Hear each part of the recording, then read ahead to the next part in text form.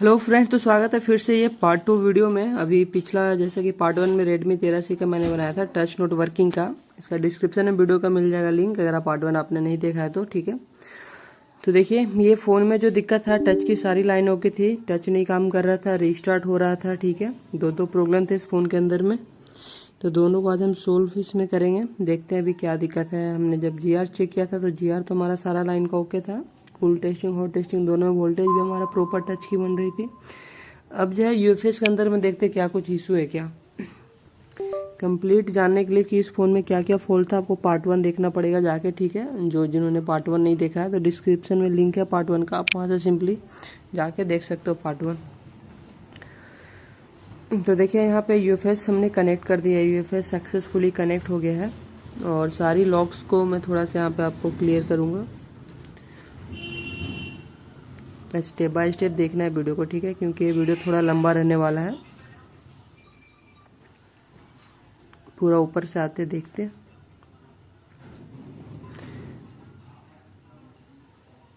यहाँ से देखेंगे, ठीक है।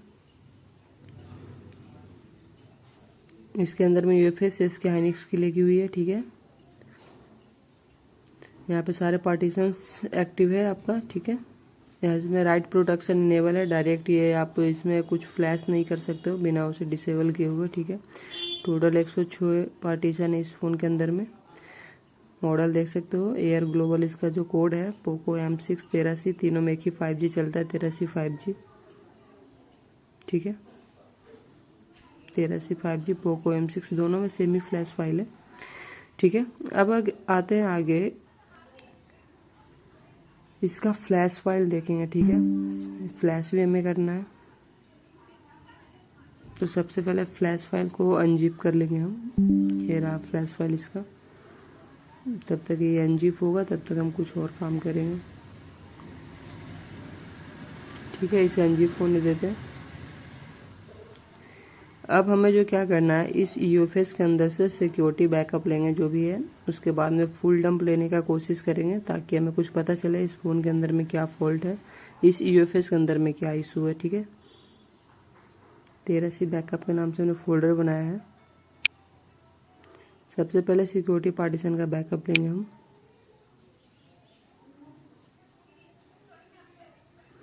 वीडियो को बिल्कुल ध्यान से देखना है और कंप्लीट देखना है, तभी समझ में आएगा कि इस यूएफएस में क्या खराबी है और यूएफएस के अंदर जो फॉल्ट है वो हम कैसे फाइंड करते हैं कि हाँ इस यूएफएस के अंदर में फॉल्ट भी है।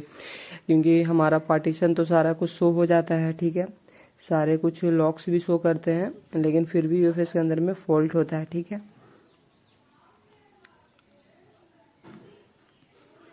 ये 13C 5G का जो हमने फोल्डर बनाया था उसके अंदर में हम इसे सेव करेंगे। तो देखिए रीड हो रहा है, देखिए NVFC पे जाके ये स्टॉप हो गया। थोड़ा वेट करेंगे, राइट हो जाएगा, कोई इशू नहीं, रीड हो जाएगा। कभी कभी टाइम ले लेता है, कहीं पे अटक जाता है, तो देखते हैं थोड़ा वेट करके कोई एरर आता है या फिर ये हमारा रीड हो जाता है। क्योंकि लॉक्स दिखा देने से, GPT हेडर दिखा देने से, या फिर पूरी इन्फॉर्मेशन दिखा देने से, पूरी पार्टीशंस दिखा देने से यूएफएस सही नहीं होता, ठीक है। इम्पोर्टेंट है उसका रीड राइट स्पीड।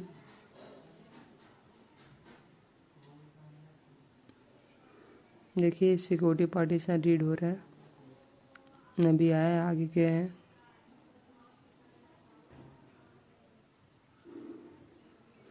ये हमारी फ्लैश फाइल अनजिप हो रही है।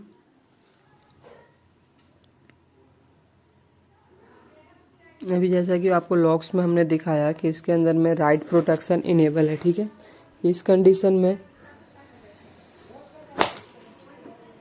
राइट प्रोटेक्शन इनेबल होने के बाद में आप नॉर्मली से इसे फ्लैश नहीं कर सकते जब तक उसे डिसेबल नहीं। देखिए सिक्योरिटी पार्टीशन बैकअप लेते लेते लून 2 नोट रेडी, ठीक है। लून 0 और लून 1 जो भी पार्टीशन थे उसमें से तो इसने रीड कर लिया, लून 2 में ही रीड कर रहा है।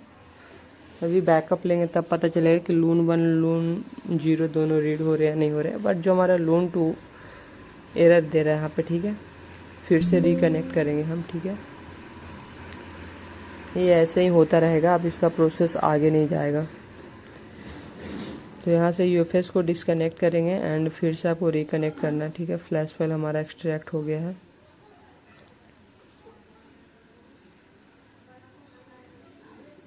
देखिए ये बैकअप यहाँ पे आया, पूरा नहीं आया। आप डिलीट करेंगे और फिर से बैकअप लेंगे, ठीक है।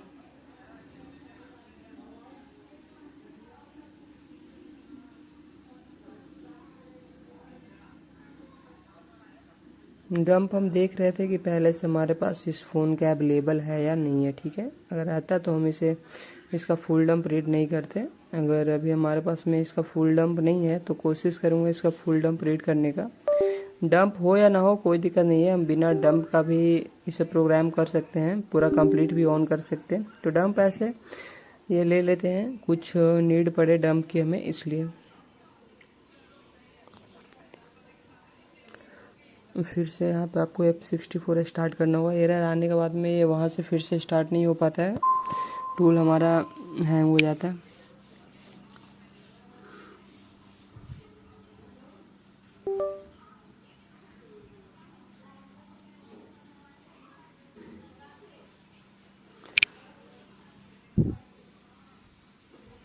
दोबारा हम फिर से इसका बैकअप लेने का कोशिश करेंगे, सिक्योरिटी पार्टीशन पहले, उसके बाद में डंप रीड करेंगे। वीडियो पूरा आप देखोगे तभी समझ में आएगा कि यूएफएस में एक्चुअली फॉल्ट पता कैसे चलता है, ठीक है। पहला फॉल्ट तो हमें यहाँ पे पता चल रहा है सिक्योरिटी लेने में। अभी लून 2 का एरर आया था, हमने दोबारा फिर से स्टार्ट किया, देखते हैं दोबारा से हो जाता है या नहीं होता है। तो देखिए दोबारा से जब मैंने किया तो ये पूरा सक्सेसफुली रीड हो गया, ठीक है। देख रहे हो ना, ये पूरा हो गया। तो अभी इसको हम क्या करेंगे ना, एक फोल्डर बनाएंगे सिक्योरिटी के नाम से, उसमें इसको रखेंगे और जो पूरा इसका लून का बैकअप लेंगे उसको हम अलग रखेंगे। देख सकते हो 751 MB का इसका पूरा सिक्योरिटी पार्टीशन है। हमने इसे डिलीट किया है, फिर से रीड करेंगे, ठीक है। देखते हैं कि फिर से ये दोबारा रीड होता है या फिर कुछ एरर आता है। फिर से पार्टीशन में जाएंगे, फिर से सेम वही फोल्डर में स्टार्ट करेंगे।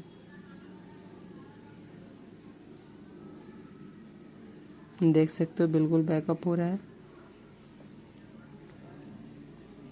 अभी सिक्योरिटी पार्टीशन रीड करने में तो कहीं पे भी एरर नहीं आया,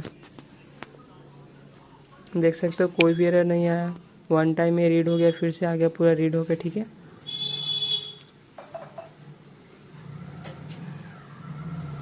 अब यहाँ पे हम क्या करेंगे, सिक्योरिटी का एक नया फोल्डर बनाएंगे,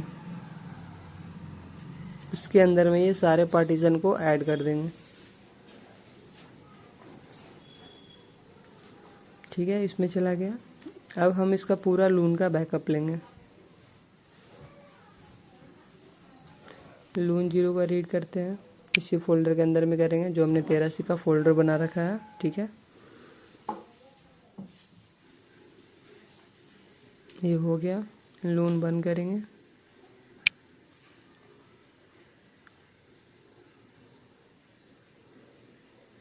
स्कीप यूजर डेटा यस करेंगे एंड नेक्स्ट करेंगे।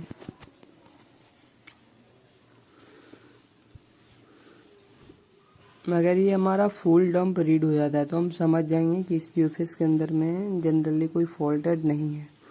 अगर ये फुल डंप हमें बैकअप लेने में एरर फेस होता है तो समझ जाएंगे कि यूएफएस के अंदर में भी हमारा फॉल्ट है। अभी देखिए ये टूल है ना, इतना पे स्टॉप हो गया, स्टार्टिंग पे थोड़ा सा बैकअप लिया और जाके ये स्टॉप हो गया। ये फिर से हमें एरर देखने को यहाँ पे मिल चुका है, देख सकते हो। अभी इसका आगे रीड नहीं होगा, फिर से एक बार देखते रिकनेक्ट करके, ये रिकनेक्ट भी नहीं हो रहा है।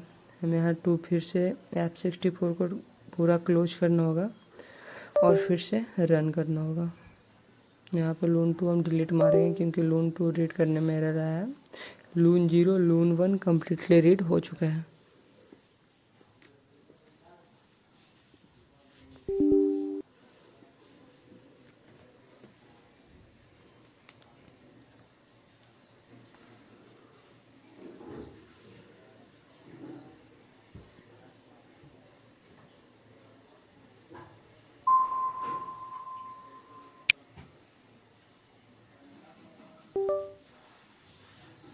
फिर से कनेक्ट करना है यहाँ पे आपको।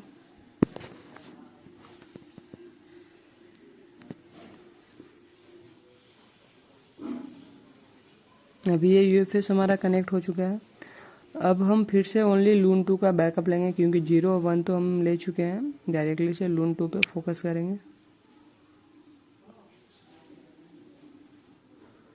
अभी फिर से हमने दोबारा से स्टार्ट किया है।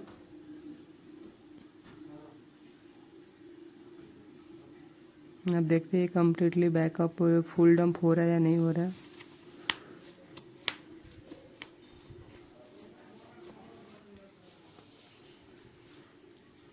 ये देखिए, लगता है फिर से ये इस बार यहाँ पे आके रुक गया है।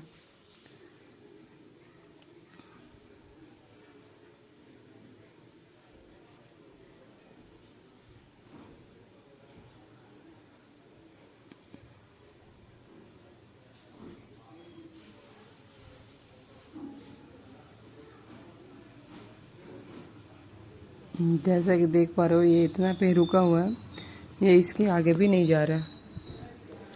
फिर से सेम एरर जो पहले देखने को मिला था, फिर से भी यहीं पे सेम एरर देखने को मिल चुका है। फिर से आपको यहाँ पर डिस्कनेक्ट करना होगा। फिर लोन 2 को इस बार देखिए 1.58 GB बैकअप हुआ था। फिर साइकिल को इरेज करेंगे, क्योंकि इसके अंदर में फिर से स्पेस कवर कर लेगा हमारा सी ड्राइव का। फिर से F64 रन करेंगे।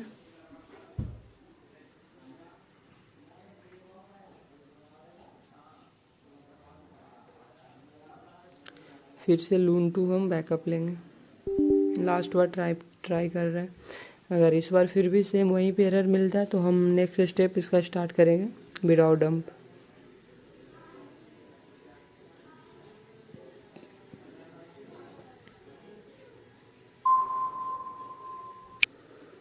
यहाँ पे स्टार्ट पे क्लिक कर देना है।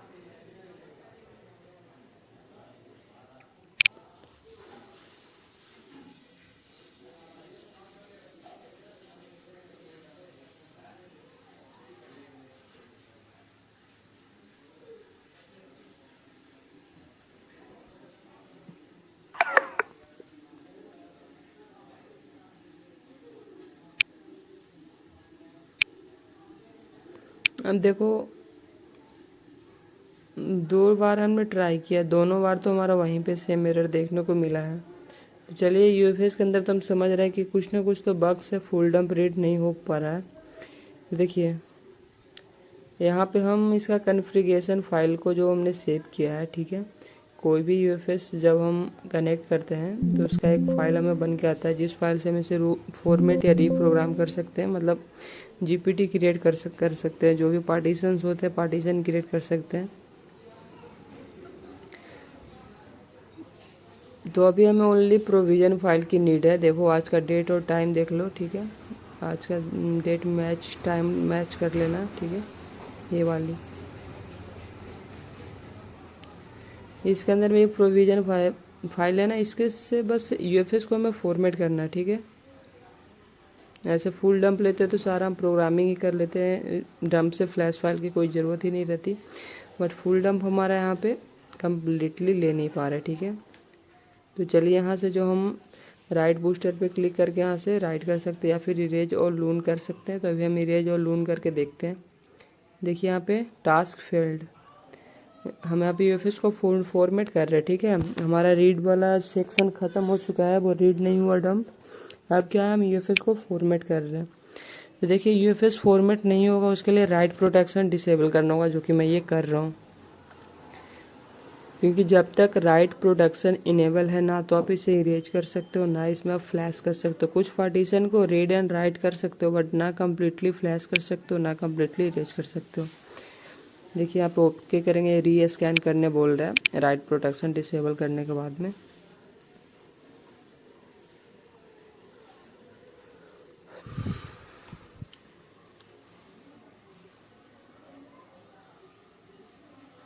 देखिए, थोड़ा सा यूएफएस का जो हेल्थ है ना, ये अप एंड डाउन है, बट उससे कोई दिक्कत नहीं है। इसे हम रीप्रोग्राम करके देखते हैं।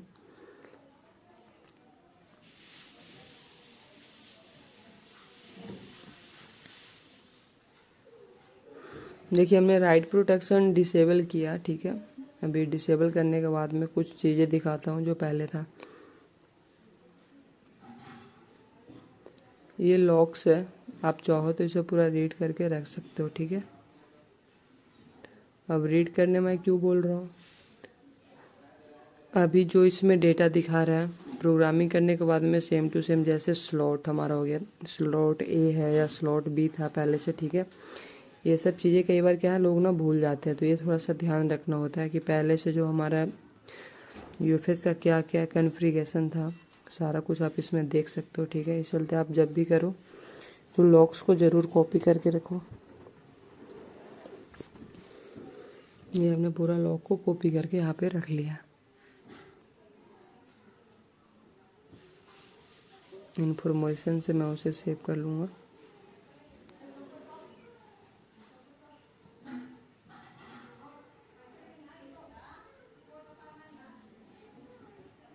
ठीक है, स्लॉट ए है अभी दोनों ही आप देख लेना, क्योंकि डंप हमारे पास नहीं है तो प्रोग्रामिंग करने के बाद में स्लॉट बहुत नीड है। देखिए वही प्रोविज़न फाइल में यहाँ पे डाल रहा हूँ, वैसे उसकी नीड नहीं है लेकिन आप डाल दो, नहीं डालोगे तो कोई भी दिक्कत नहीं है, डायरेक्ट से प्रोग्रामिंग करेंगे हम।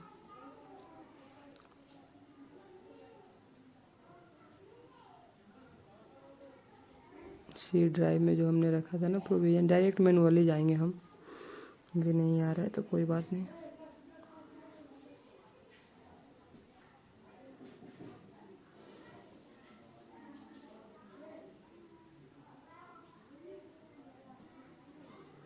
बैकअप्स के अंदर में यूएफएस में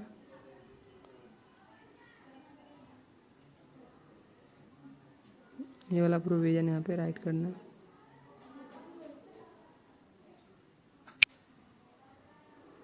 राइट हो गया डिस्क्रिप्टर फाइल।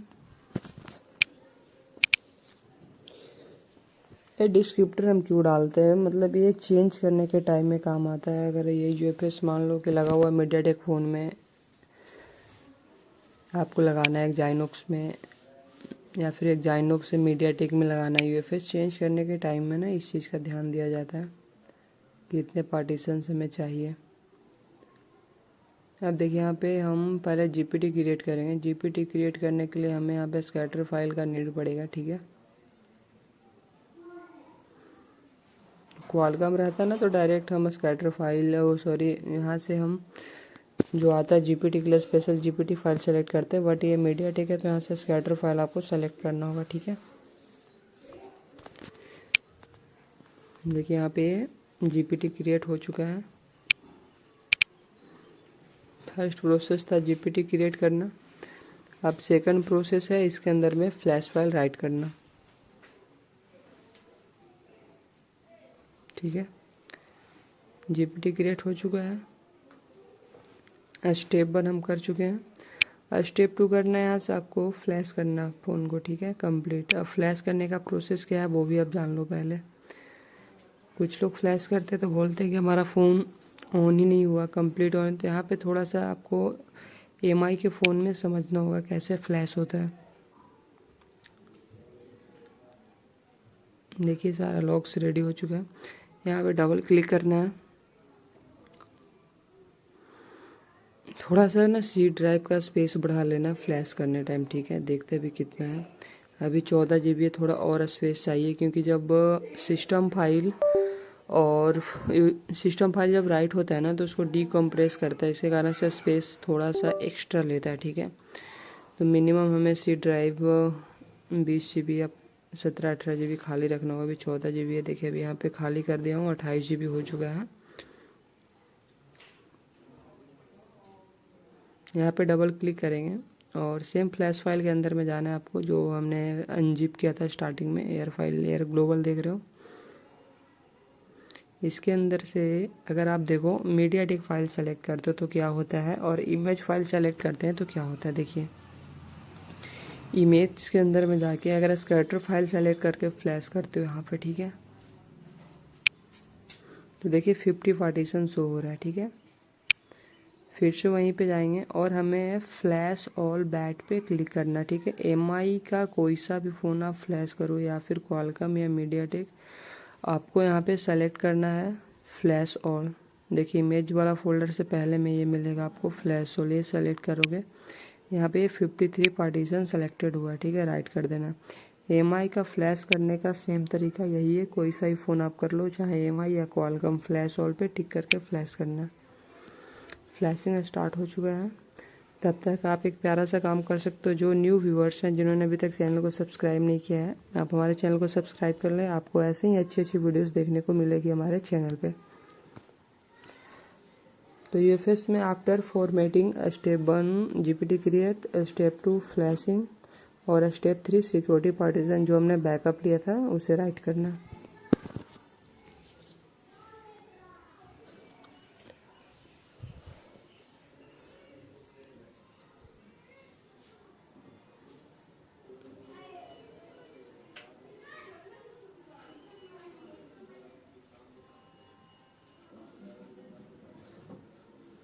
देखिए फ्लैशिंग पूरा कंप्लीट हो गया है, ठीक है। अब स्टेप 3 है सिक्योरिटी, अभी नहीं है, स्टेप 3 में थोड़ा सा भी और चलेंगे। फ्लैश तो हमने कर दिया, फ्लैश करने के बाद में इसका जो यूएफएस बूट स्लॉट और एंड्रॉयड बूट स्लॉट दोनों को एक करना भी है, ठीक है। अभी देखिए यहाँ पे बूट स्लॉट कहीं पे शो नहीं कर रहा है, इस कंडीशन में फ़ोन चालू करोगे तो फ़ोन ऑन नहीं होगा, ठीक है, क्योंकि इस फ़ोन में बूट स्लॉट पे ये फ़ोन काम कर रहा है। तो आपको यहाँ पे सिंपली मेन बूट भी ये रखना है, तो दोनों ही ऑटोमेटिकली यहाँ से ये हो जाएगा, ठीक है।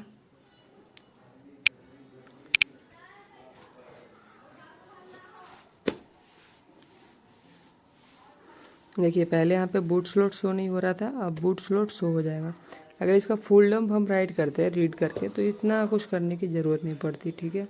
सीधा डंप डालते हमारा सारा काम होता है, बट डंप हमारा बैकअप हो नहीं पाया। अब बारी आती है हमारी एफआरपी। देखिए अभी रिमूव किया, फिर से एफआरपी रिमूव कर लेना, ये अभी मैंने कर लिया, इसका कोई नीड नहीं था। बैकअप डालने के बाद में आपको एफआरपी यहाँ पे सिंपली इरेज करना है।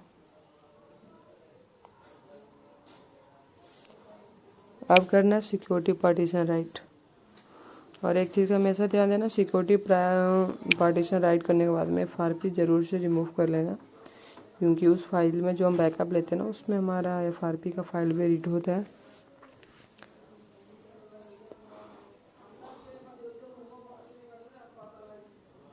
ठीक है, राइट बिल्कुल सिक्योरिटी पार्टीशन राइट करना बहुत ही ज़रूरी है।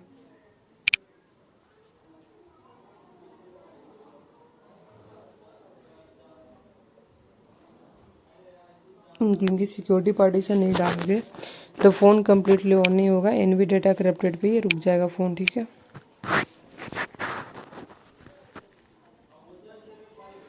सिक्योरिटी तो आएगा ही नहीं है, प्लस में फ़ोन भी कम्प्लीटली ऑन नहीं होगा।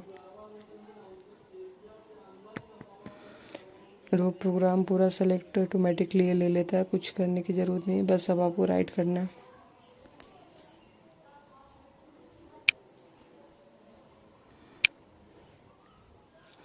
सारे पार्टीशन राइट हो जाएगा ना, उसके बाद में मस्ट भी आप एफआरपी को रिमूव कर लेना। मैंने यहाँ पे रिमूव नहीं किया था, बट आप एफआरपी रिमूव कर लेना। अब यूएफएस को हम बोर्ड में फिक्स करेंगे, जो भी हमारा काम था सारा हो चुका था। फॉर्मेट यूएफएस करने के बाद में जीपीटी क्रिएट, फ्लैशिंग, फिर उसके बाद में बोर्ड फ्लोट रिपेयर, उसके बाद में सिक्योरिटी पार्टीशन राइट, ठीक है। अब यूएफएस को बोर्ड में फिक्स करेंगे।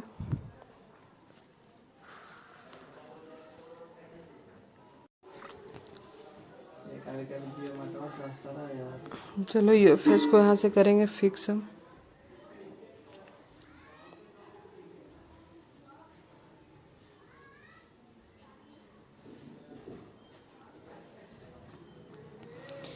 यूएफएस फिक्स करने के बाद में हम चेक करते हैं कि जो इस फ़ोन के अंदर में फॉल्ट था अभी सॉल्व हुआ है या फिर अभी ये पार्ट 3 में जाने वाला है, वो पता चलेगा फ़ोन कंप्लीट ऑन करने के बाद में।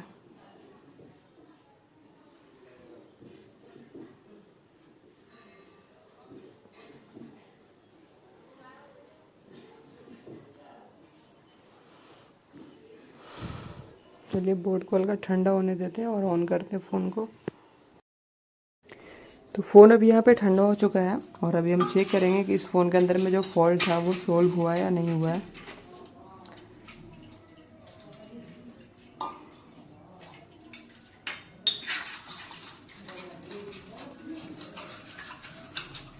अभी ऑन करते हैं और ऑन करके चेक करते हैं।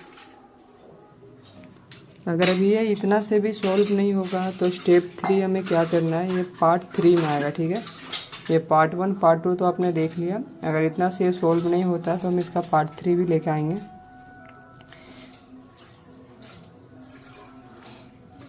क्योंकि हमें भी जानना होता है कि एक टच फॉल्ट के लिए क्या क्या काम हमें करना पड़ सकता है। क्योंकि इस फ़ोन में एक फॉल्ट टच का ही नहीं था, टच के साथ में फ़ोन रीस्टार्ट भी हो रहा था और हैंग हो गई, रीस्टार्ट मार रहा था फ़ोन। फर्स्ट लोगों पे आने मतलब मेन इंटरफेस आने के बाद में, ऑन होने के बाद में स्टार्ट के पास में ना ये पावर बटन भी काम करता है ना कुछ होता है। मतलब होम स्क्रीन पे रुका रखो, कितना भी दाबो ये हैंग हो जाता है, फिर ये कुछ सेकंड्स में रीस्टार्ट होता है। तो 3 फॉल्ट था।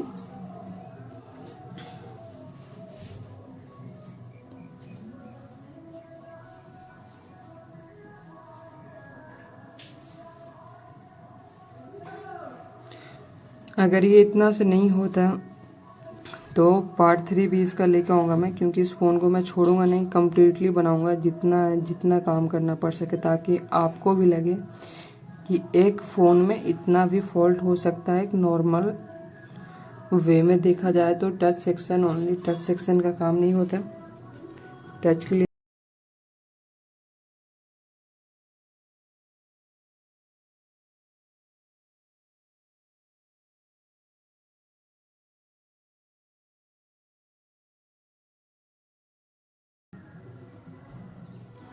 तो फ़ोन कम्प्लीटली स्टार्ट हो चुका है और अभी भी इस फ़ोन के अंदर में ये टच नहीं चल रहा है। ठीक है, देख सकते हो अभी भी नहीं काम कर रहा है। तो इसका पार्ट 3 जल्दी आने वाला है, वो भी 2-3 दिन के अंदर में पार्ट 3 भी इसका मैं अपलोड कर दूंगा। तो इसका पार्ट 3 के लिए आप वेट करो और पार्ट 3 में इसका फाइनल करूंगा, चाहे जितना भी टाइम का ये वीडियो बने, 16 मिनट, 17 मिनट, 18 मिनट, आधे घंटे का। ठीक है, तो कोशिश मेरा यही रहेगा कि आपके लिए अच्छे कंटेंट दूँ, और वीडियो अच्छा लगा हो तो कमेंट जरूर करना। मिलते हैं पार्ट 3 में।